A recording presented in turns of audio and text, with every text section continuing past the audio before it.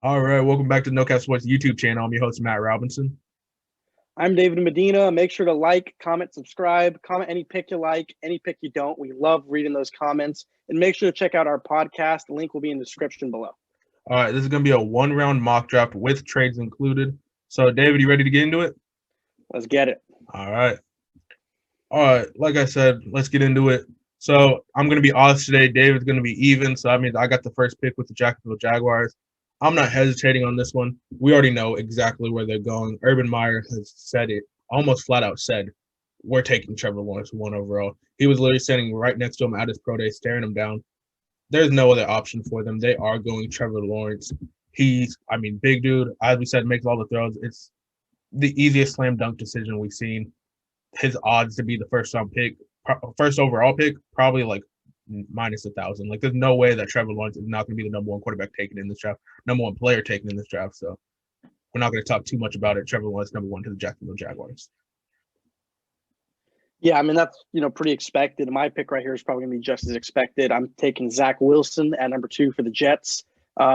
Everyone at this point pretty much expects the Jets to take them. I think even Steve Young said that the Jets are like pretty much, fully on board with Zach Wilson at this point. I mean, he's a great player, athletic. At his pro day, that one passer, he's kind of rolling to the left and threw across his body, just, a dime. I mean, I think he's got what it takes. We just got to see if the Jets will add talent around him, but they do have another first rounder, so they got another chance to add a really high impact player there. Another first rounder, high second round pick. They have a lot of rebuilding to do, but they have a lot of picks to do it with. I really like that pick. I think that is going to be what happens on draft day. So now moving to number 3 overall pick. As we talked about last week, 49ers traded from 12 to 3, giving up their first round pick this year and the next 2 upcoming years, as well as a third round pick from next year. So with the number 3 overall pick, the way that the 49ers have been talking, Kyle Shanahan and John Lynch had a press conference recently, leads me to believe that they will take an athletic quarterback. They will either take Justin Fields or Trey Lance. To me, Mac Jones is not even in this conversation. It's almost a lazy take because we've seen Kyle Shanahan succeed with the Matt Ryan. We've seen him succeed with Matt Shaw, Brian Hoyer, the quarterbacks like that. But people aren't talking about. He created a whole offense for RG3. Went to the playoffs with him in his rookie year. He can work with any type of quarterback and make them successful. I think Mac Jones, for him to be the most successful, will be in a Kyle Shanahan system. But I think Kyle Shanahan, out of any of these top 2 quarterbacks, can make a really good quarterback. And to me, I take the guy with the most talent right now that can potentially play year 1 because we've seen Jimmy not stay healthy. Potentially, he has trade rumors circling around him. I'm going Justin Fields right here.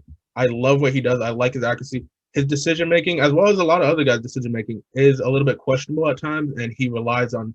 He said, "I can fit it into any hole," when sometimes he just doesn't need to. Kyle Shanahan's great at scheming guys open. You give him a talent like this, and he has a chance to wreck the league and destroy everybody. But he does need some development. He does need some seasoning, and that's where Kyle Shanahan steps in. This is a make or break pick for the 49ers, and this is a make or break pick for Kyle Shanahan and John Lynch. To me, Justin Fields is the pick right here, but I'd also understand Trey Lance because he has run a pro-style offense. But for this mock draft, I'm going Justin Fields. I think he'll be a great player in the Kyle Shanahan scheme. Yeah, I agree with that. I think that he'll really excel there. I mean, he's a hell of a quarterback right there. What he did against Clemson, especially after getting banged up with something else, the throws he was making, the way he was commanding that offense, I think that'd be an excellent pick for the Niners. And now for the Falcons, the 4th pick. This one might surprise people, but after the measurements and the pro day that this guy had, he's as dynamic as it gets. And I'm talking about Kyle Pitts. Right here, also too, it says that I know that maybe the Falcons should work on the line or something, maybe focus on defense, but tight end is listed on their needs. And Kyle Pitts, I mean, this dude is 6'6". He ran like a 4.4 40. His wingspan is bigger than any, I think, tight end or receiver in the last 20 years. There's really nothing this guy can't do. Like, he'll be able to do the tight end. He'll be able, you could put him at receiver. He could do it all. I think that he's, almost a generational talent, how just freakishly athletic this guy is. And we were talking about before the podcast that the reason probably why Kyle Trask, was as good as he was in college was because Kyle Pitts. And I think that, we talked about on a previous podcast too, how the Falcons are pretty much committed to Matt Ryan. whether they like it or not, for the next 2 years or so. So if Financially, you add a yes. guy like Kyle Pitts, Kyle Pitts on that offense, you add him with Calvin Ridley, Julio Jones, I think that can make for a really lethal offense. I mean, I feel like the Falcons they're a weird team because they always got a decent offense, but then Matt Ryan, though, a lot of times when end the games might make a questionable decision or something like that. But a guy like Kyle Pitts will maybe help them to be in a position where they're not going to have to be, making so many questionable decisions late in games. Because I just think that Kyle Pitts is, a dynamic offensive threat he could take this really great offense and just Elevate make it. it even better. So yeah, I'm going to take Pitts here at number 4. I really like that move.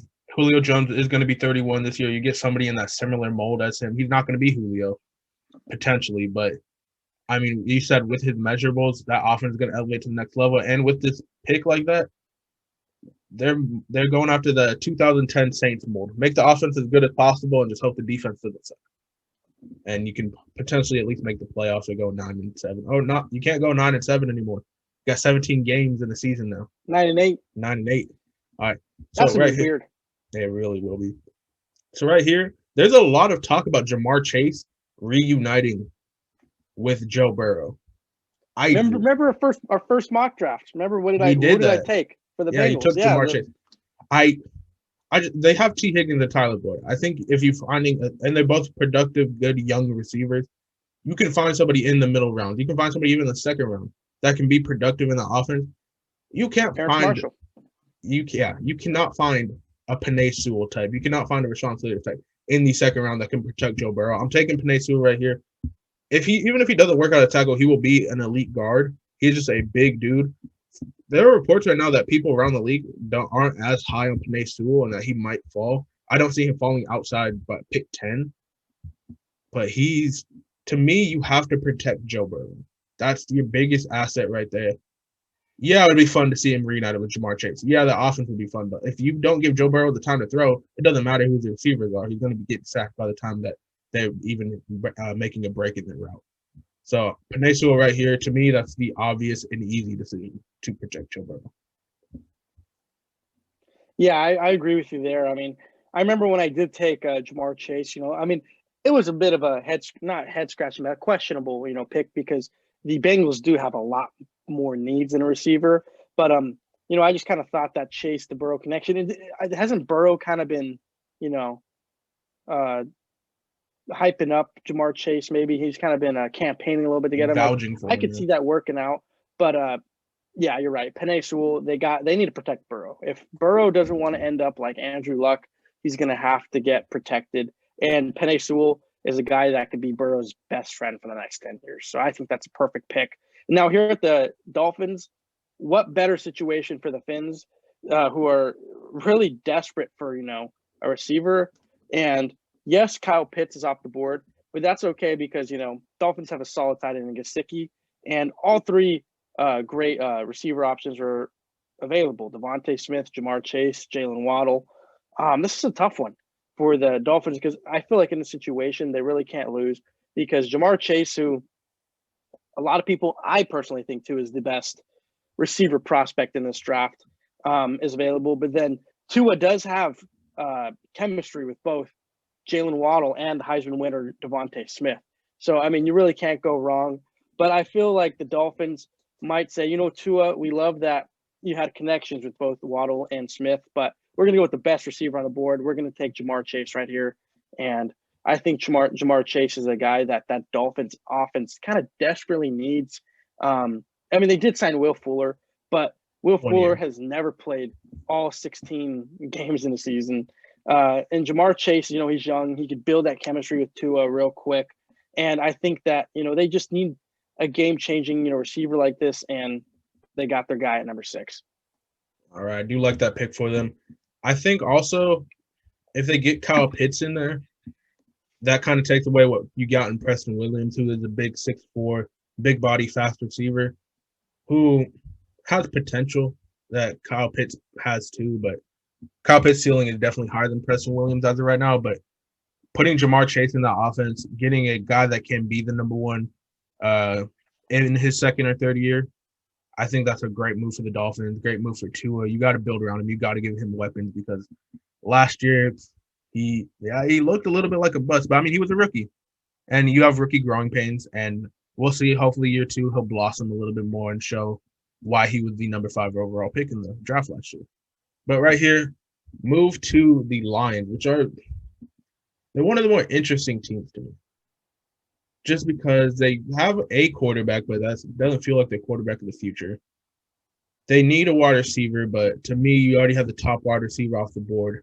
There's still a quarterback off the board who, a quarterback right here, who potentially may go high. I think I'm gonna do this. I'm gonna get the Patriots to come up to number 7. I doubt they do this because the Patriots never trade.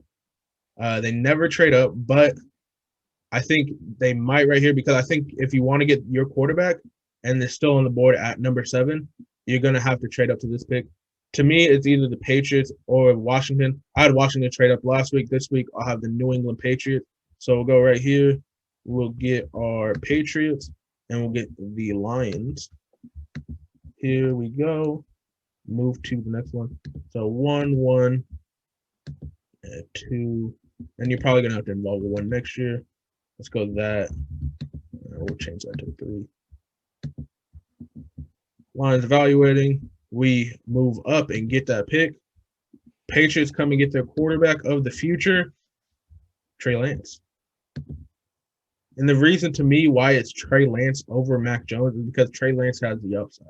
Trey Lance is 20 years old, ran a pro-style offense, called his own protections as a freshman, redshirt freshman, called his own protections, identified blitzers. He's further along than people would think. A lot of people do say like he's a raw prospect. Yes, he has room to grow, but he's done a lot of stuff that some of these other top 3 quarterbacks have not done, just at a lower level of competition. He is also in that similar Cam Newton role where he is about 6'4", 6'5", around 230-ish, a big body who likes to run but can also use his arm. I think sitting behind Cam Newton and learning from Josh McDaniels and Bill Belichick, that gives them their quarterback of the future, and they don't have to mortgage the farm. They already signed everybody else. We don't know how much longer Cam Newton's going to be there. They come up and they get their Cam Newton replacement right here at number 7 with Trey Lance. Wow, that's big, especially it's smart too, because if Trey Lance would have fell right here in number 8 for the Panthers, I feel like that would have been, a prime quarterback for them to take. Now you got to think, do they go with Mac Jones or do they, go another route? Stick with Teddy. That's a tough decision right here because, there's still a lot of solid players on the board. You could add a guy like Rashawn Slater to this Panthers team, or you take possibly Mac Jones. You could take one of these corners. Man. You know what? We're going to get him off the board early too. Mac Jones, number 8 to the Panthers. That's going to be what? 4 quarterbacks taken in the top 8 picks. That'll be something. And 5. 5 quarterbacks in the top 8, yeah.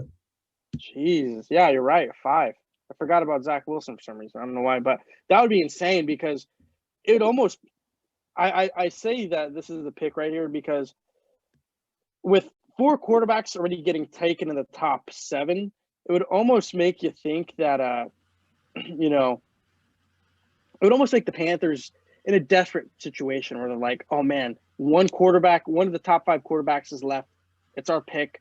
What are we going to do? And I feel like it's a situation where they kind of panic and they'll take him, even though, I think that he's not a top 10 talent. And you were saying it earlier that he needs to excel in a offensive scheme like Kyle Shanahan's. But Mac Jones, he'll have some decent weapons there in Carolina, and Christian McCaffrey. And who's the backup? Mike Davis? Mike Davis. You also have DJ Moore on the outside. Yeah, then you got DJ Moore. You got Robbie Anderson. So there's definitely, there's options there for Mac Jones. And, yeah, I feel like the Panthers might be reaching at 8 a bit, but they might be put into a bit of a panic mode, seeing that Trey Lance, who looked like it was going to fall right into their lap, stolen right from their grasp. So they take Mac Jones in a little bit of a desperation move, but it's a move that might be able to work out.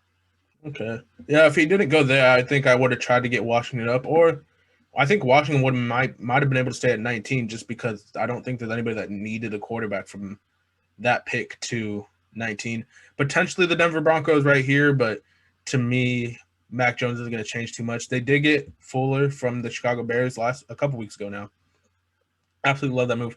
Mac Jones in Carolina, I like the move, but I can see them doing this, but I just don't know. What do you do with Teddy Bridgewater? He's still under contract for 2 more years.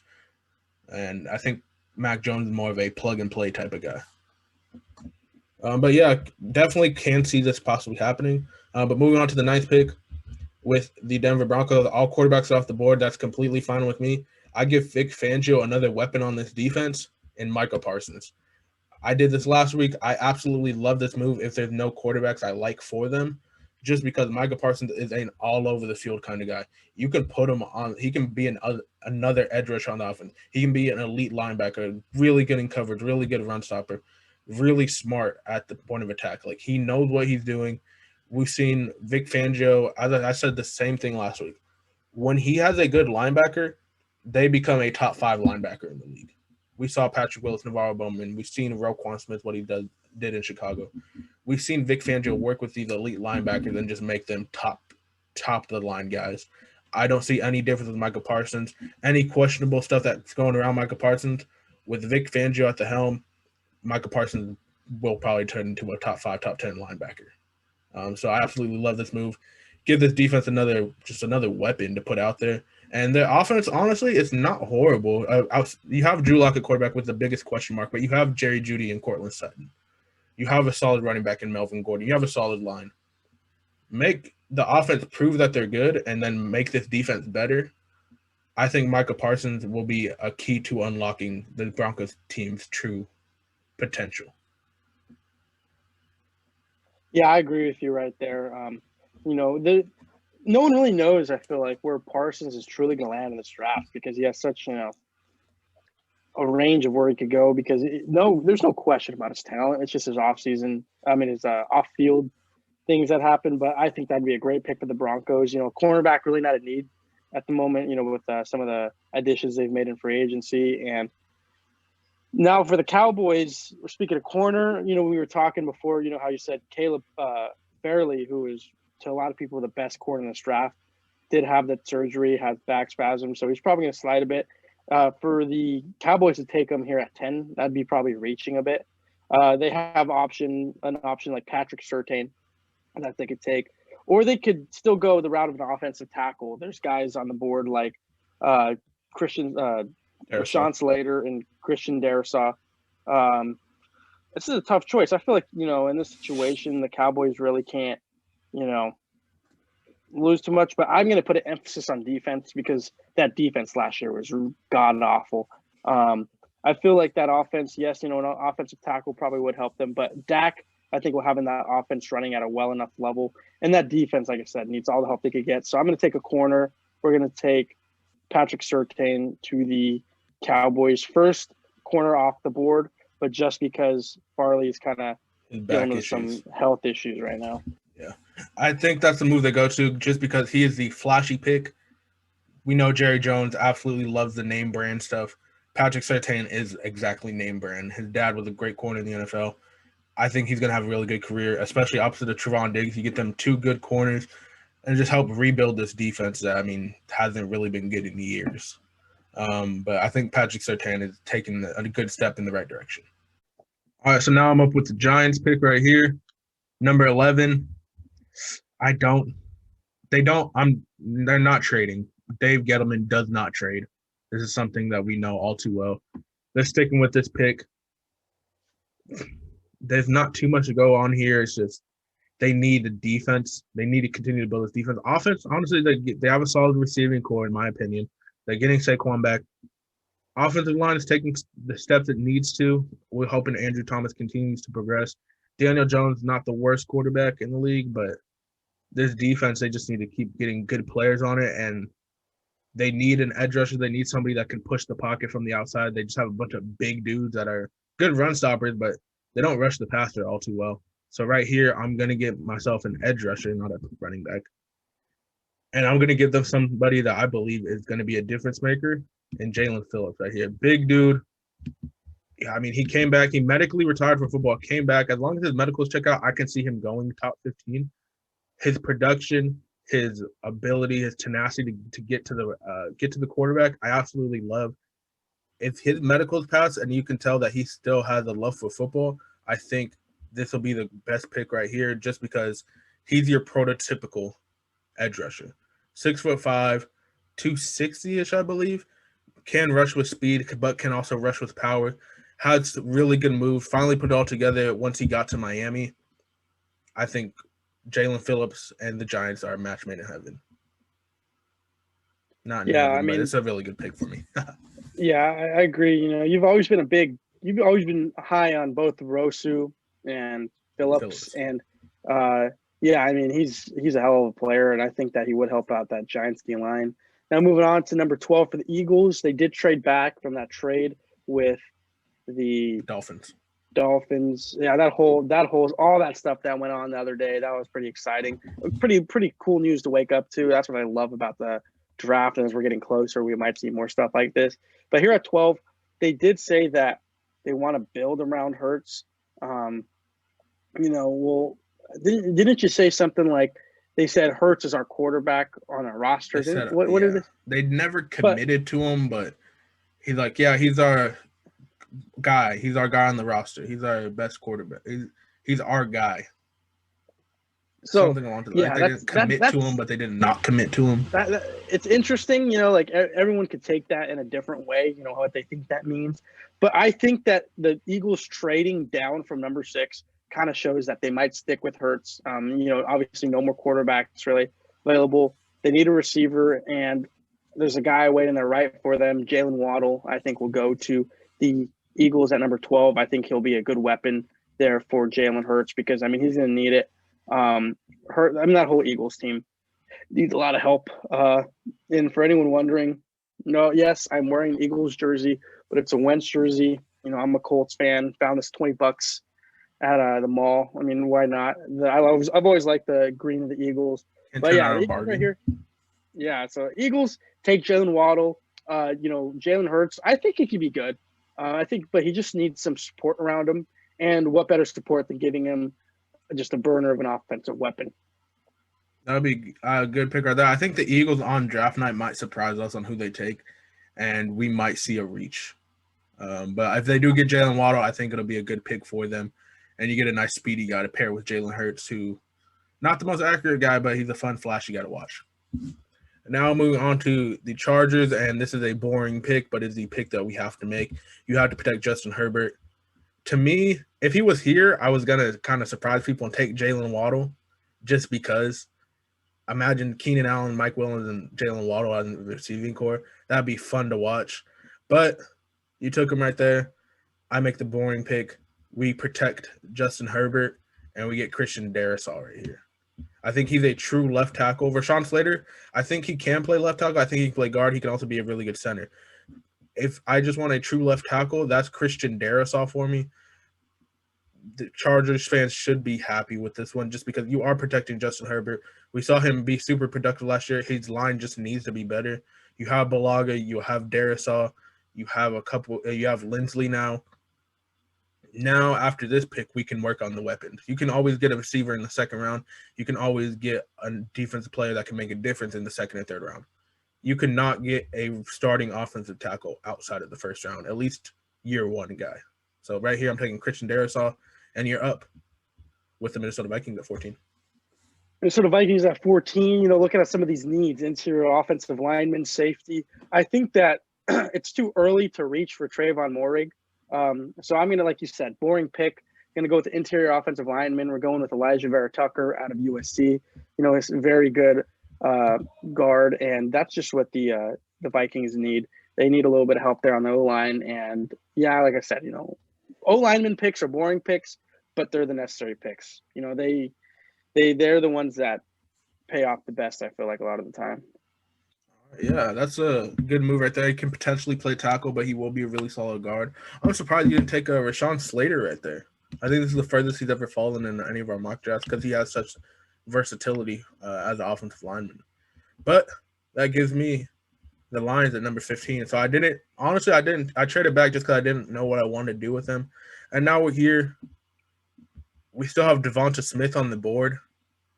They're down two receivers, lost Galladay and Marvin Jones. You give Jared Goff somebody to throw to, somebody almost, I wouldn't say Robert Woods mold, but because he doesn't have that size to him, but someone that's just a really solid route runner. I mean, he has that second, third gear once he gets to like the top of his route to break down or to get to that next level. He has that speed. He has the intangibles. I think he's going to be a top 20 guy.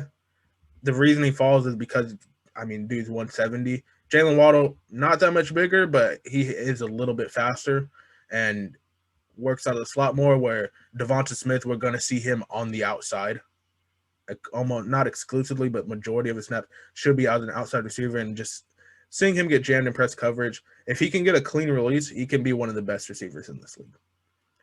But yeah, Devonta Smith right here. Give Jared Goff somebody to throw to.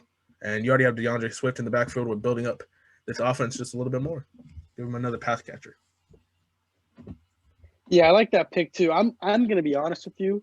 When I was making the Eagles pick, I completely forgot that Smith was on the board.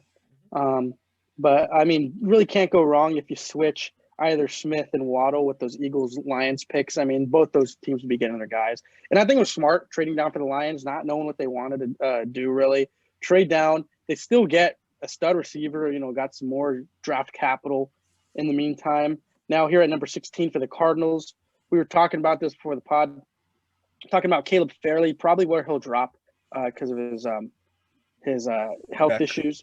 And I think that, 16, this is probably as far as he's going to drop to the Cardinals. The Cardinals will gladly take him, regardless of the surgery and the back issues that he's been having. I think that he'll be a stud corner, and he'll be selected at the Cardinals at 16.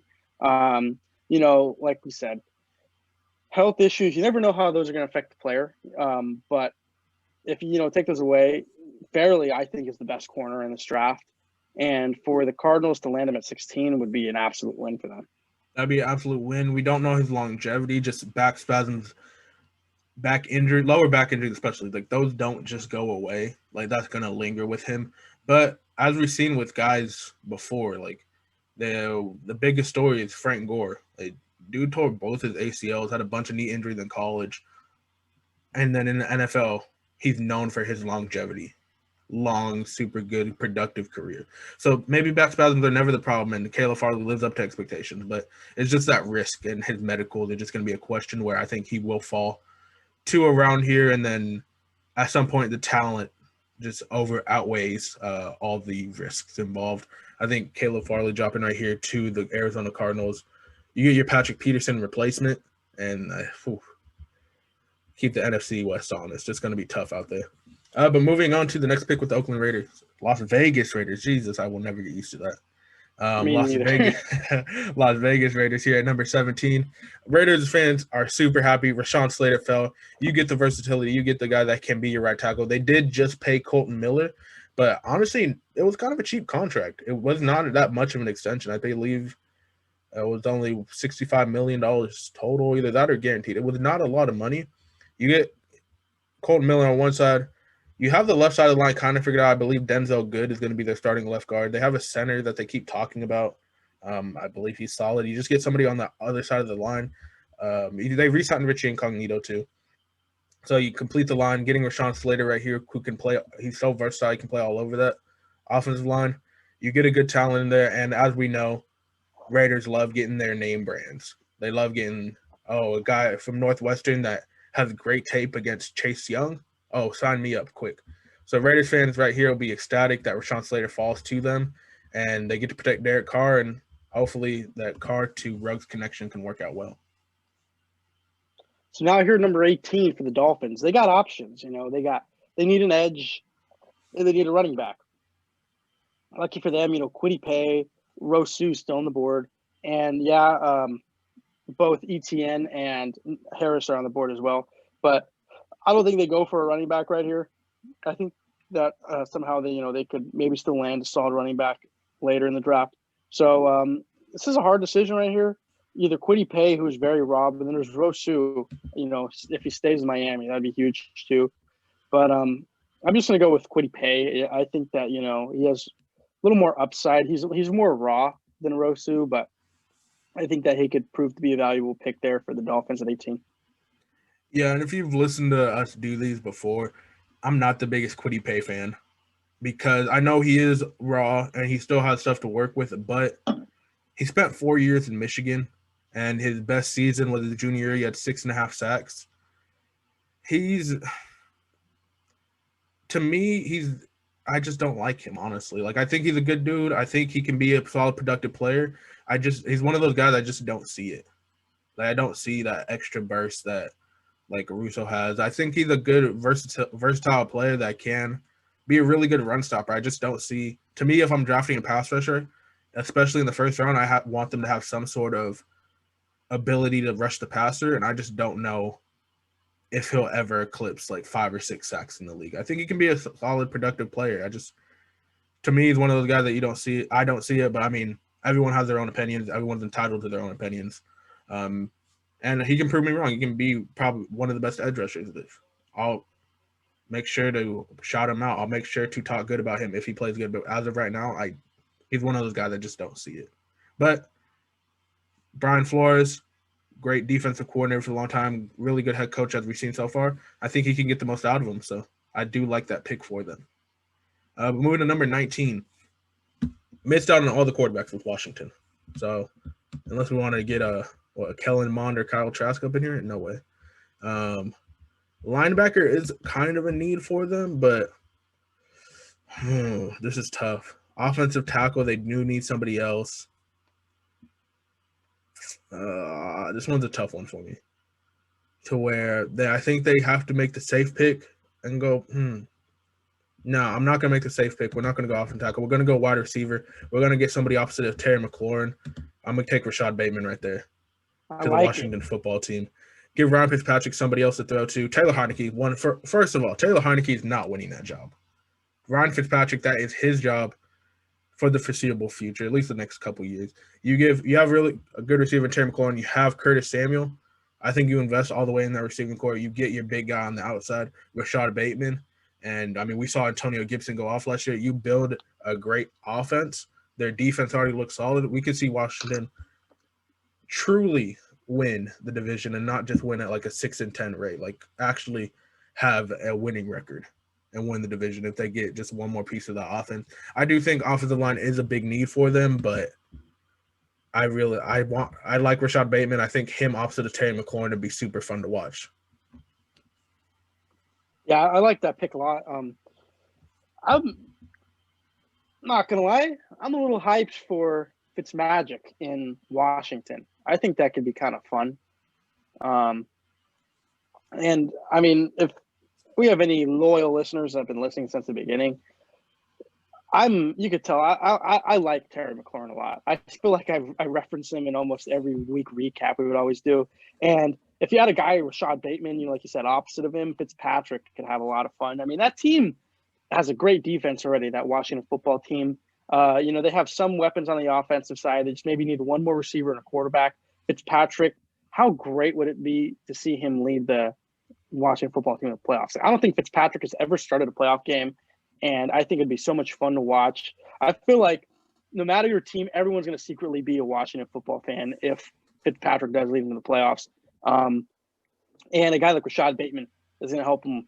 And here at number 20 for the Bears, I mean, team just needs a lot of help.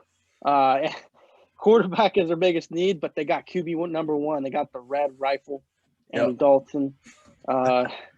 It's looking, a little rough there. The offensive tackle and receiver listed there for biggest needs. I'm just gonna take Kadarius Toney here for the Bears. They're gonna need some help on the. I mean, the team needs help in a lot of facets, but need help on offense. We're gonna give Kadarius Toney to the Bears at 20. I kind of think, to be honest, they might be tanking this year. I don't know with Andy Dalton. I mean, they went out in free agency and made him their starter. Very head scratching, but I mean, Kadarius Toney might be able to provide a little bit of a spark there for that offense. I don't know. That Bears team is just kind of questionable right now. Maybe so. I mean, they really shot themselves in the foot. Like they sealed their uh, basically they're gonna get fired after this year. Like They would have you been can't better trade with another for year of Mitch. yeah, and one you can't trade for Nick Foles last year and that contract, and then sign Andy Dalton this year, and just put all that money into the quarterback position for it to be this bad still. Like you can't do all that, give up all that capital and pay all this money for your quarterback position to probably be the weakest position on your team. And then you have to end up releasing Fuller to make room for this move to happen. You got rid of a good player to bring in two below average players, below average starters in the league. But yeah, Kadarius Toney, Darnell Mooney, and Allen Robinson will make a fun, strong receiving core. But yeah, it really feels like they're tanking. And I think I said it either last week or the week before. They're aiming for that top 5 pick next year. But I'm here, number 21 for your Colts. And the Colts, not a lot of needs, but they do have some. They filled the wide receiver need, I believe, a little bit after I did the last show with T.Y. Hilton coming back. So you have T.Y. Hilton, Michael Pittman as a receiving core. Could stand to argue we could get maybe a Bateman here or a Marshall here. But I still think offensive line is one of their bigger needs. Just they have a hole at left tackle still. They didn't address it really they didn't address too much in free agency. Potentially we're seeing them get ready to extend Darius Leonard, get ready to extend some people. And that's why they're saving money. But right now, I'm feeling a need. I'm feeling a hole. And to me, Tevin Jenkins, I think he's more of a right tackle just because that's what he played at Oklahoma State. I think he can transfer over. But right now, I really love pairing Liam Eichenberg and Quentin Nelson just on the same side of the line. That's super fun for me. I'm going to stick with it. I'm going to get Liam Eichenberg to the Indianapolis Colts, get that whole Notre Dame left side, mauling people. Anybody next to Quentin Nelson, my bad. Anybody next to Quentin Nelson will be productive, will be a good starter just because of how good Quentin Nelson is. There has to be something that rubs off on them, but I think pairing Liam Eichenberg, he just feels like a Colt to me already for some reason, and that's who I'm taking right here. I think he'll be the plug-and-play kind of guy. Yeah, I mean, I love that pick right there. You know, as a big Colts fan, we definitely need a left tackle. My whole time as a Colts fan, you know, in the last, you know, since Luck was drafted, it's always been Costanzo. So it's gonna be different, you know, mixing it up with a new left tackle. But I think Eichenberg would be great. You're right. Anyone next to Quentin Nelson, anyone next to Big Q is gonna be good. And little known fact here, not a little known fact, every Colts fan knows it, but I know Chris Ballard and I think Frank Reich and most of the draft scouts for the Colts all attended the Notre Dame Pro Day. So obviously that means that there's someone that they really like there. And I heard that maybe Quentin Nelson might be, you know, vouching a little bit for Eichenberg, you know, maybe adding another Golden Domer to the offensive line. And I would love that pick. I mean, having two Fighting Irish, you know, left tackle, left guard for the next 10 years would be something beautiful to see, you know, and love that pick right there. Now on to a Colts division rival for the Titans at 22. Looking at some of their needs, they need a corner, receiver, offensive tackle. I'm not going to look too much into this. I think that with a guy, especially after the 40 that he ran at the pro day, I'm going to take Terrence Marshall here for the Titans. Some people may say it's reaching a little bit, but the Titans, I think, are going to really need a receiver. They just lost Corey Davis. Literally all they have is A.J. Brown. They need a receiver right here. Yes, corner would be a good need, but I just think that the departure of Corey Davis, Terrence Marshall is somewhat of a similar play style to him, bigger body. I think Terrence Marshall might be faster, though. So I'm going to take Terrence Marshall for Ryan Tannehill here at number 22. I do like the move for them replacing Corey Davis. Give him another weapon because right now it really is A.J. Brown. Like, they have no tight end, receiving tight ends. They lost Johnny Smith and Corey Davis. Give somebody else on that offense. I really like the move for them. Right here with the Jets, to me, this is simple because it's what I want to do. J.C. Horn is going to get a lot of hype. He is Joe Horn's kid. Had a spectacular pro day. And with a defensive head coach that can get the most out of him, I think he goes to this spot right here with the Jets. The Jets get a corner, but that has corner one potential, but will be a corner two to start out the year.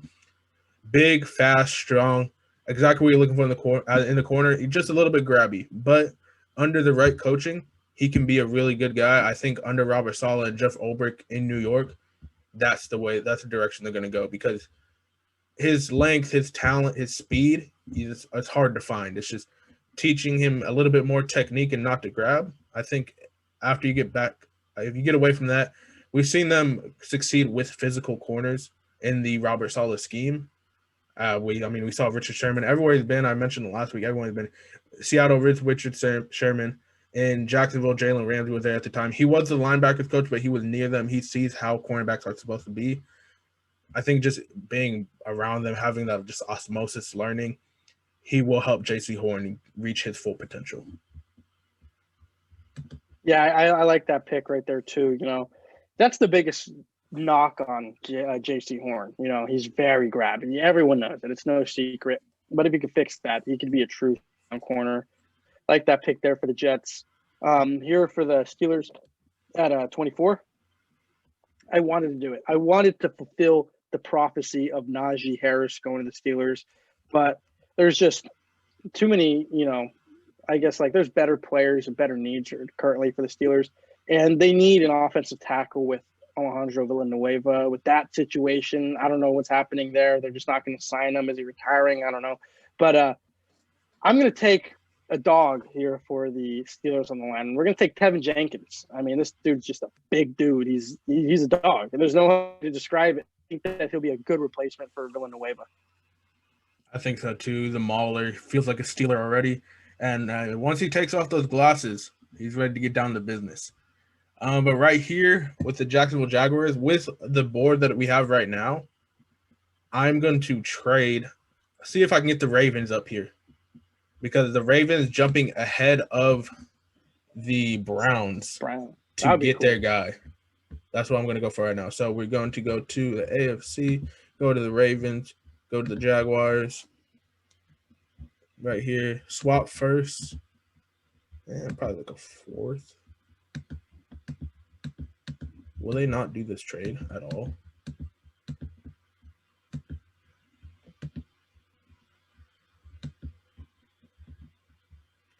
All right, so I'm not willing to give this much, and it doesn't look like this trade's not going through, so we're not going to do it in the first place. All right, so hopefully they fall, and we'll pick for the Jaguars. All right, so no trade's going to happen. It won't let us do from Baltimore to the Jaguars. Jacksonville on this obvious position. We're going to protect Trevor Lawrence. You get somebody that usually doesn't fall this far, but I can see him going in this range between 18 to 25, 26. Jalen Mayfield in Michigan, big offensive tackle, really good dude, can play on both sides of the line. They got Cameron Robinson on the franchise tag. You get just another big body that can block for Trevor Lawrence.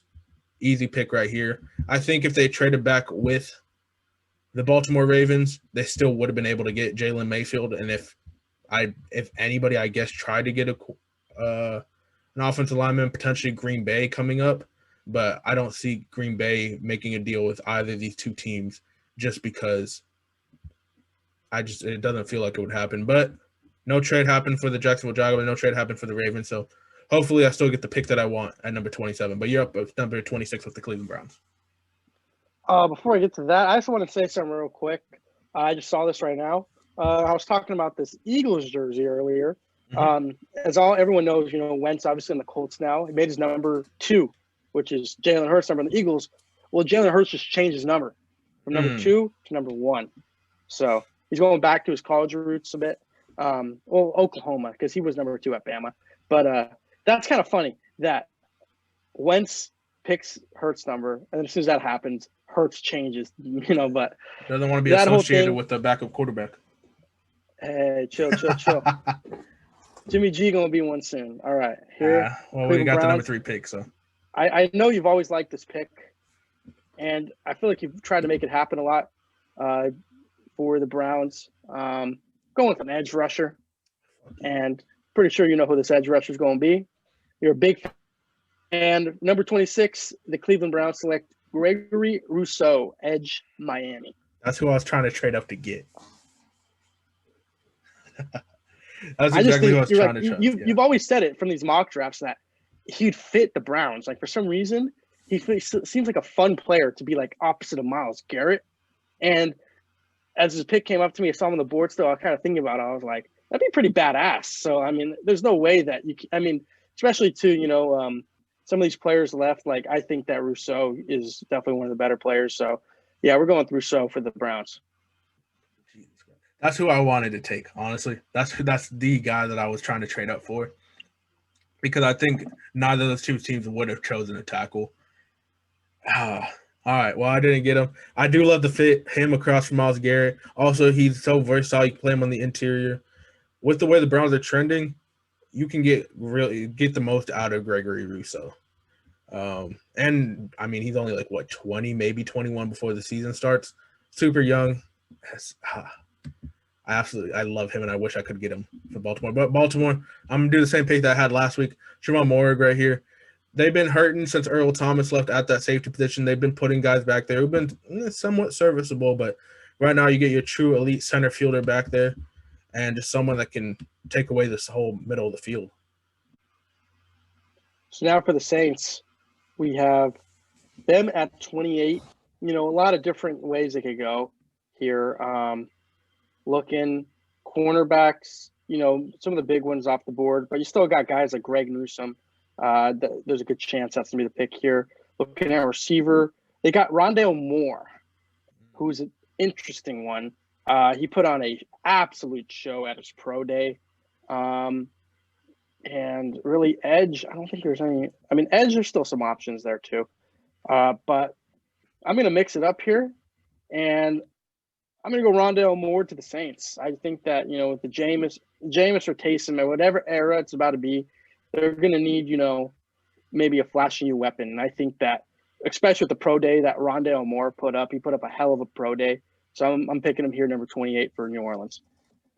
All right, you took my last receiver that I was thinking about. I think De'Ami Brown maybe can slip in the back end. We see maybe a trade happen, but for right now, we're gonna do this, and I think Green Bay might just go best player available, which is either really Owusu-Koramoah. I doubt he falls this far, but in our mock draft he did. Cornerback, someone in need. I do like Newsome. There's a lot of options here, a lot of different places that we can go. I think their offense is on a really good level. The Devontae Adams, their number 2 receiver, they just keep cycling guys in and out. I think you can get somebody in the second round. I'm just going to go best player available, Jeremiah Owusu-Koramoah. Great coverage ability, something they have a solid pass rush. They have solid corners. You get somebody in the middle right there that can play very well. Owusu-Koramoah, his coverage ability is next level. He is literally a player that you can move all over the place. He can play strong safety for you. He can play linebacker. Great in coverage, great against the run. Solid against the run. Really great in coverage. I think if he falls this far, I think the Packers have to go best player available and just somebody that can help them on defense. Because, whenever they do end up losing, they get gashed on defense. Their offense always comes into play. It's their defense that gets gashed. You get another weapon right there that can just be so versatile and move all over the field. I think Owusu-Koramoah would be a fun pick for them. I don't think he'll be here once the actual draft day comes. So now for the Bills, picking at number 30, there's a few ways they could go right here. They could go with an edge rusher like Azeez Ojulari. They could go with Greg Newsome. Really can't go wrong with either of those guys, I think. So I think I'm going to go with Azeez Ojulari. I think that they do need a pass rusher there in Buffalo. The corners seem to be pretty good. That whole secondary is kind of, anchored by Tre'Davious White. So Ojulari on the line, I think, is some help that the Bills need to take it to the next level. I like that move for them. They're honestly one of the more complete teams. And I don't know if you checked out the mock draft I did last week because you were out, but I took Najee Harris for them just because I feel like that'd be a fun pick for them. But Azeez Ojulari, not a need, but I don't think they have any big needs, honestly. So getting him right here, just more depth pieces, more weapons that you can throw later in the game. He'd be a third down rusher early in his career. I love the move for them. Moving to the Chiefs right here. This is an easy one for me. You have I'm pretty sure they still don't have tackles. if I'm not mistaken. I think they might have re-signed Mike Remmers, but he's more of a backup guy. He got absolutely torched in the Super Bowl. They need a tackle. And last week, I took Spencer Brown for them out of Northern Iowa. Just a big 6'8" dude, 315 pounds, ran a 6.99 3-cone. That's better than a good amount of receivers that we see in the league. Definitely probably a faster 3-cone than what DK Metcalf would run. Absolutely great, crazy athlete. But we still have good tackles on the board right here. I think we go with a developmental guy that can start right away and continue to progress well. I don't know if he's a true left tackle, but I know he will be a solid tackle in the league under the right coaching, which is, Andy Reid. You need an athletic guy. I think Dylan Radin's right there. Be a perfect plug and play.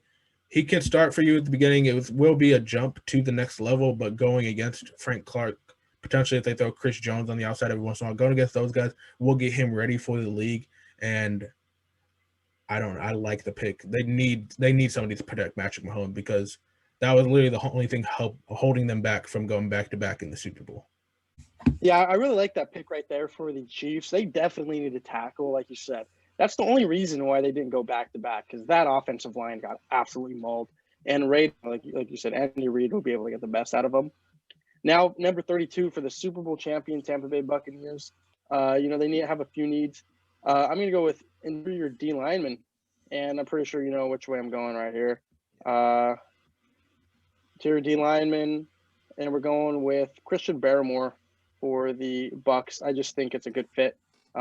He's just a beast, big man in the middle, and he'll make this Bucs team even better than what they are. Yeah, we saw them absolutely re-sign everybody. They're ready to run it back, and that completes our 5th mock draft. A few weeks away from the draft. Can't wait till it gets here. Hopefully these weeks move by fast and they don't drag along, because this is kind of the dead period for the NFL, but there's going to be a lot of draft rumors swirling around, so we'll make sure to talk about those. But any surprises that you saw so far in this draft? I'm trying to think, Patriots trading up was a big surprise. That was something that kind of mixed up the draft a little bit. With the injury to Caleb Fairley, is going to affect his draft stock. Will most likely make Patrick Surtain the highest corner in the draft. But overall, this was a fun mock draft. A lot of picks that I would really like to see. Just off the top of my head, you said J.C. Horn to the Jets. I think Saleh would do a great job with that. Rosu to the Browns. Who else? Tevin Jenkins. Like you said, to the Steelers. I don't know why, but I feel like he's a Steeler too. Liam Eichenberg to the Colts. He just feels like a Colt. A lot of good picks in this draft, and I just can't wait for this actual draft. I think it's going to be a really fun one. I can't wait either. I'm glad to have you back. Glad that you're feeling a little bit better. And you guys can go ahead and follow us on Twitter at NoCapSport. And go ahead and subscribe. We'll be releasing videos every single Friday, 5 p.m. Pacific time. And go ahead, leave a comment below. Tell us what picks that we missed on so badly. Tell us what picks that you liked. And we'll see you guys next week. Peace out.